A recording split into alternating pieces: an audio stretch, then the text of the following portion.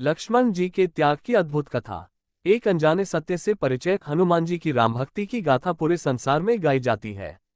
लक्ष्मण जी की भक्ति भी अद्भुत थी। लक्ष्मण जी की कथा के बिना श्री राम कथा पूर्ण नहीं है। अगस्त्य मुनि अयोध्या आए और लंका युद्ध का प्रसंग छिड़ गया। भगवान श्री राम ने बताया कि उन्होंने कैसे रावण और कुंभकर्ण जैसे प्रचंड वीरों का वध किया और लक्ष्मण ने भी इंद्रजीत और अतिकाय जैसे शक्तिशाली असुरों को मारा। अगस्त्य मुनि बोले, श्रीराम बेशक रावण और कुंभकर्ण प्रचंड वीर थे, लेकिन सबसे बड़ा वीर तो मेघनाद ही था। उसने अंतरिक्ष में स्थित होकर इंद्र से युद्ध किया था और बांधकर लंका ले आया था। ब्रह्मा ने इंद्रजीत से दान के रूप में इंद्र को मांगा, तब इंद्र मुक्त हुए थे। लक्ष्मण ने उसका वध किया, इसलिए वे सबसे बड़े योद्धा हुए। श्रीराम को आश्चर्य हुआ, लेकिन भाई की वीरता की प्रशंसा से वह खुश थे। फिर भी उनके मन में जिज्ञासा पैदा हुई कि आखिर अगस्त्य मुनि ऐसा क्यों कह रहे हैं कि इंद्रजीत का वध रावण से ज्यादा मुश्किल था। अगस्त्य मुनि ने कहा, प्रभु, इंद्रजीत को वरदान था कि उसका वध वही कर सकता था जो 14 वर्षों तक न सोया हो, जिसने 14 साल तक किसी स्त्री का मुख न देखा हो और 14 साल तक भोजन न किया हो।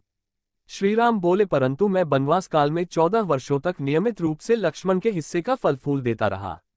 मैं सीता के साथ एक कुटी में रहता था, बगल की कुटी में लक्ष्मण थे, फिर सीता का मुख भी न देखा हो और 14 वर्षों तक सोए न हो, ऐसा कैसे संभव है। अगस्त्य मुनि सारी बात समझकर मुस्कुराए। प्रभु से कुछ छुपा है भला। दरअसल सभी लोग सिर्फ श्रीराम का गुणगान करते थे, लेकिन प्रभु चाहते थे कि लक्ष्मण के तप और वीरता की चर्चा भी अयोध्या के घर घर में हो। अगस्त्य मुनि ने कहा, क्यों न लक्ष्मण जी से पूछा जाए। लक्ष्मण जी आए। प्रभु ने कहा कि आपसे जो पूछा जाए उसे सच सच कहिएगा। प्रभु ने पूछा, हम तीनों 14 वर्षों तक साथ रहे, फिर तुमने सीता का मुख कैसे नहीं देखा। फल दिए गए फिर भी अनाहारी कैसे रहे, और 14 साल तक सोए नहीं, ये कैसे हुआ। लक्ष्मण जी ने बताया, भैया, जब हम भाभी को तलाशते ऋषिमुख पर्वत गए तो सुग्रीव ने हमें उनके आभूषण दिखाकर पहचानने को कहा। आपको स्मरण होगा, मैं तो सिवाय उनके पैरों के नुपुर के कोई आभूषण नहीं पहचान पाया था, क्योंकि मैंने कभी भी उनके चरणों के ऊपर देखा ही नहीं। 14 वर्ष नहीं सोने के बारे में सुनिए, आप और माता एक कुटिया में सोते थे। मैं रात भर बाहर धनुष पर बाण चढ़ाए पहरेदारी में खड़ा रहता था।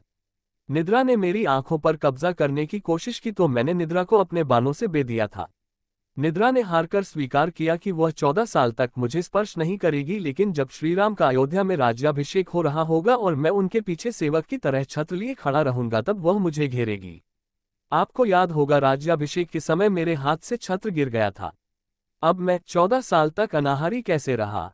मैं जो फल फूल लाता था आप उसके 3 भाग करते थे। एक भाग देकर आप मुझसे कहते थे, लक्ष्मण फल रख लो। आपने कभी फल खाने को नहीं कहा, फिर बिना आपकी आज्ञा के मैं उसे खाता कैसे। मैंने उन्हें संभाल कर रख दिया। सभी फल उसी कुटिया में अभी भी रखे होंगे। प्रभु के आदेश पर लक्ष्मण जी चित्रकूट की कुटिया में से वे सारे फलों की टोकरी लेकर आए और दरबार में रख दिया। फलों की गिनती हुई, 7 दिन के हिस्से के फल नहीं थे। प्रभु ने कहा, इसका अर्थ है कि तुमने 7 दिन तो आहार लिया था। लक्ष्मण जी ने 7 फल कम होने के बारे बताया। उन 7 दिनों में फल आए ही नहीं। 1, जिस दिन हमें पिताश्री के स्वर्गवासी होने की सूचना मिली, हम निराहारी रहे। 2, जिस दिन रावण ने माता का हरण किया उस दिन फल लाने कौन जाता। 3, जिस दिन समुद्र की साधना कर आप उससे राह मांग रहे थे।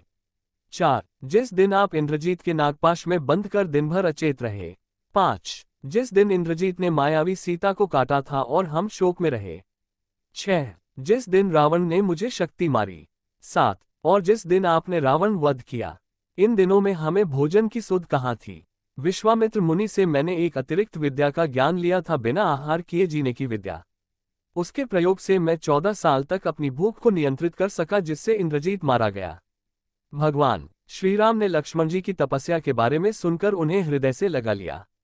कोई जड़ हृदय ही होगा जिसके आंखों से इस प्रसंग को पढ़कर अश्रु ना निकले। और भी ऐसी धार्मिक कहानी सुनने के लिए वीडियो को लाइक करें, चैनल को सब्सक्राइब करें।